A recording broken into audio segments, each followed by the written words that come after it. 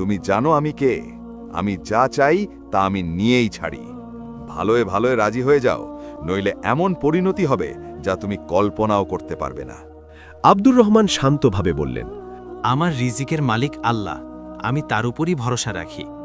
হাশেম রাগে গেলেন, কিন্তু যাওয়ার আগে হুমকি দিয়ে গেলেন, তোমাকে এর ফল ভোগ করতে হবে আব্দুর রহমান, খুব শীঘ্রই। সেই রাত থেকেই শুরু হলো আব্দুর রহমানের জীবনের সবচেয়ে কঠিন পরীক্ষা। গভীর রাতে একদল মুখোশধারী লোক তার দোকানে হামলা করল। তারা দোকানের সমস্ত আতরের বোতল ভেঙে চুরমার করে দিল, আসবাবপত্র তছনছ করে দিল এবং যাওয়ার আগে দোকানে আগুন লাগিয়ে দিল। প্রতিবেশীদের চিৎকারে যখন আব্দুর রহমান ছুটে এলেন, তখন তার স্বপ্নের দোকানটি দাউ দাউ করে জ্বলছে। বহু কষ্টে আগুন নেভানো হলেও কিন্তু ততক্ষণে তার সব কিছু পুড়ে ছাই হয়ে গেছে। পরদিন সকালে আব্দুর রহমান যখন ধ্বংসস্তূপের সামনে দাঁড়িয়েছিলেন, তখন শহরের কোতোয়াল সেখানে এলেন।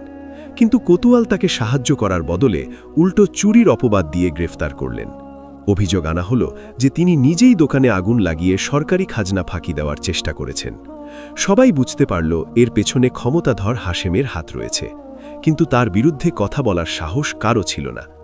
আব্দুর রহমানকে বিচারকের সামনে হাজির করা হলো।